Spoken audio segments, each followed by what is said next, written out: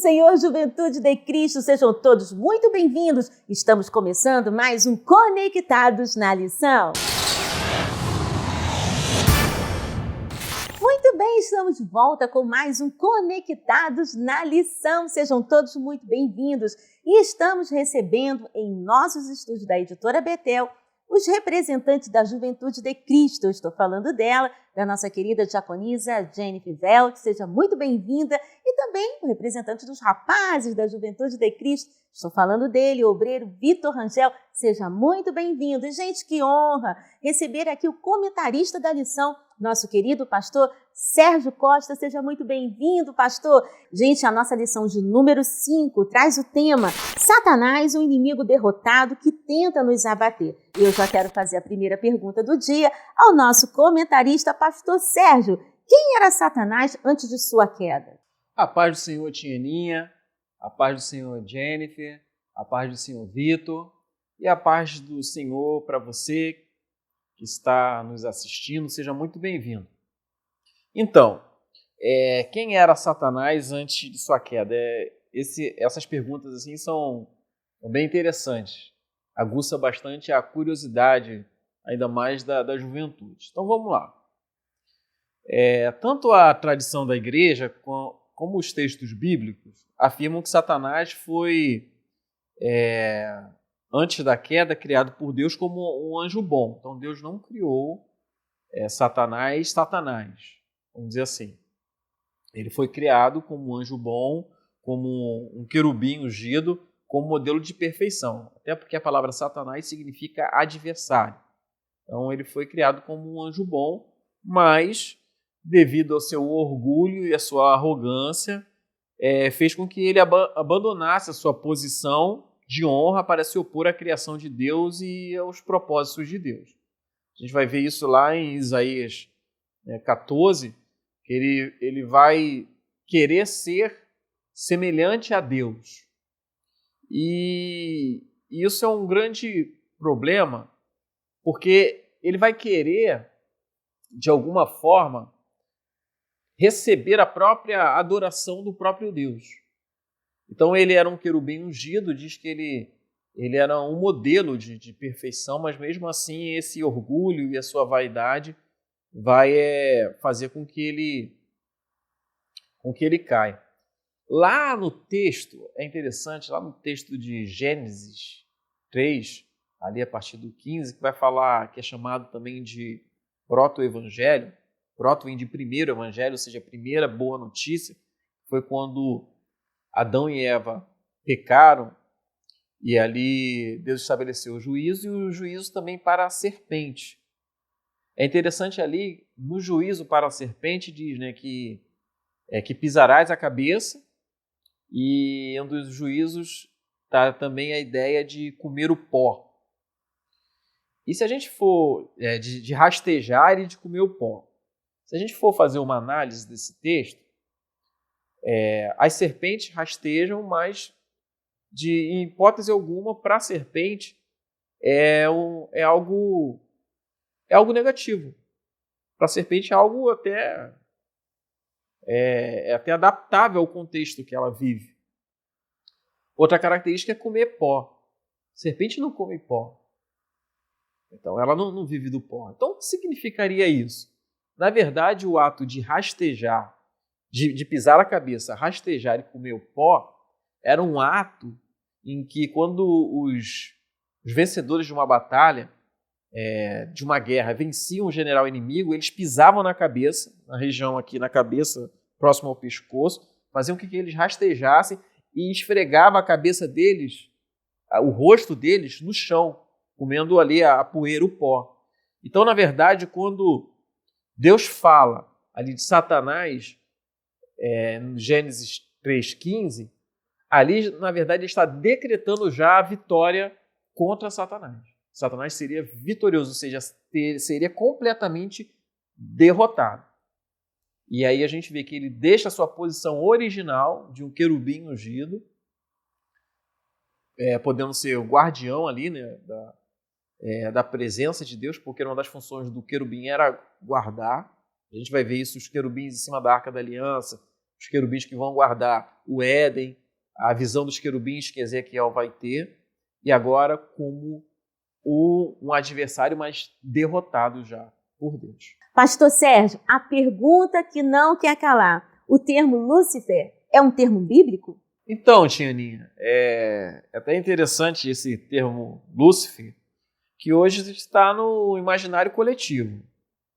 Mas por incrível que pareça, apesar de ser muito desenvolvido em filmes, em séries, e até mesmo no meio eclesiástico, no meio da igreja, o termo Lúcifer, ele não é encontrado nos textos da Bíblia mais antigos, que a gente poderia dizer, em especial do Antigo Testamento, ali no hebraico, ou a tradução do Novo Testamento, a tradução do Antigo Testamento para o grego, que é a Septuaginta.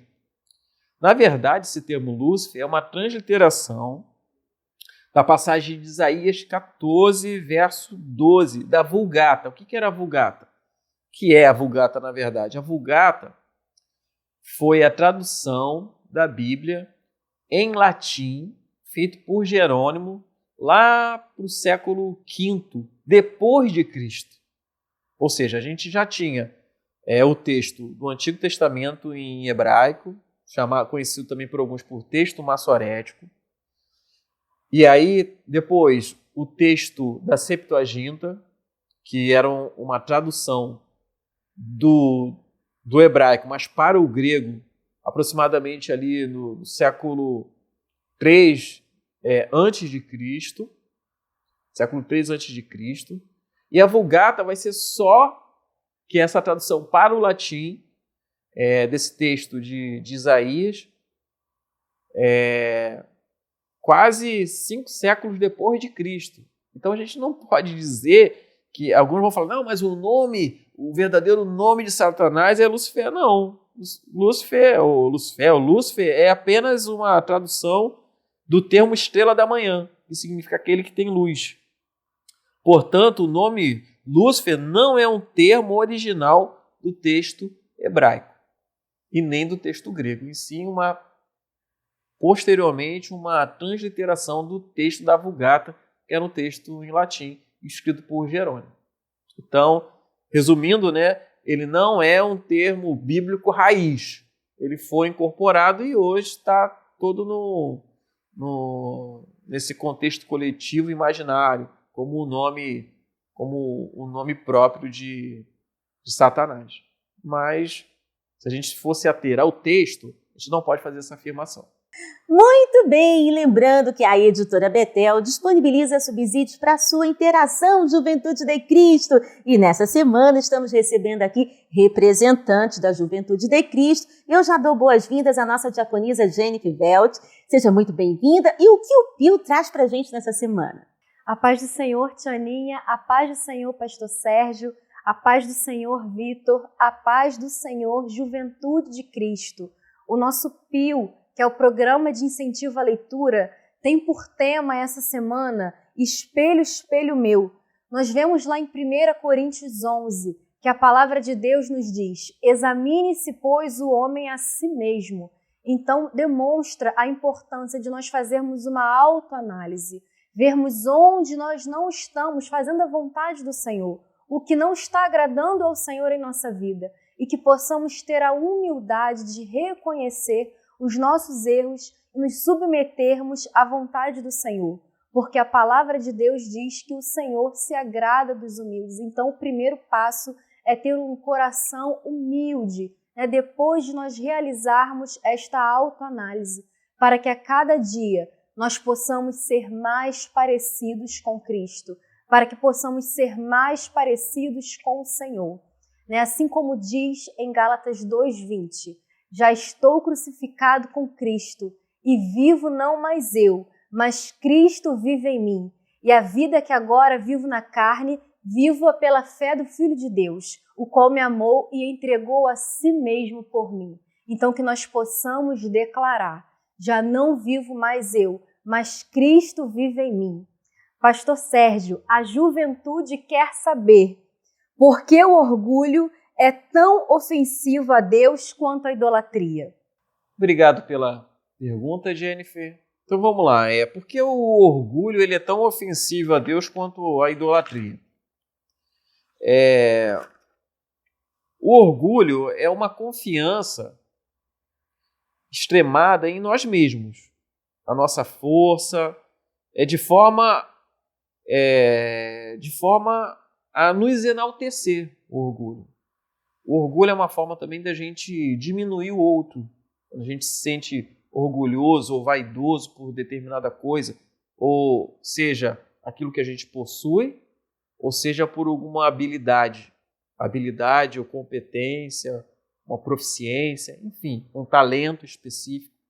Porque o orgulho faz com que a gente se sinta melhor do que o outro.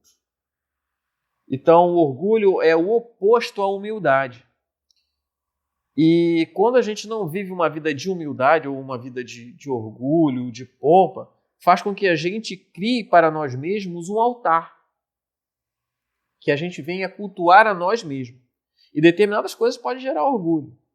A gente pode sentir orgulho ou vaidade por uma coisa que a gente faz muito bem, seja tocar um instrumento, ou até mesmo uma atividade, um trabalho que a gente já está um bom tempo fazendo aquilo ali, e a gente ganha tanta experiência, ganha tanta expertise naquilo, a gente ganha tanta traquejo naquela coisa, que aquilo acaba subindo a cabeça e a gente começa a se achar autossuficiente. E por que isso é tão...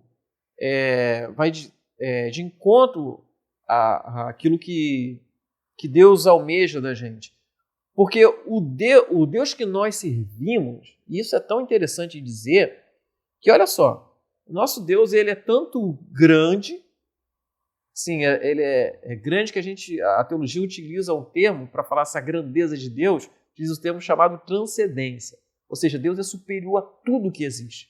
Porque tudo que existe foi criado por Ele, seja o universo na sua grandiosidade, a gente pode ver isso hoje, as pesquisas, até mesmo a exploração espacial com o novo telescópio, o James Webb, e a gente vê, o pessoal tem falado sobre as colunas do universo, as nebulosas, nascimento de estrelas, então tudo isso foi Deus que fez. Essas coisas tão grandiosas que às vezes até é difícil da gente entender, e das coisas minúsculas, microscópicas, as coisas, os átomos, os quarks, seja o que for, os elétrons. Então Deus fez tantas coisas grandiosas quanto pequenas. E aí sabe o que esse Deus faz?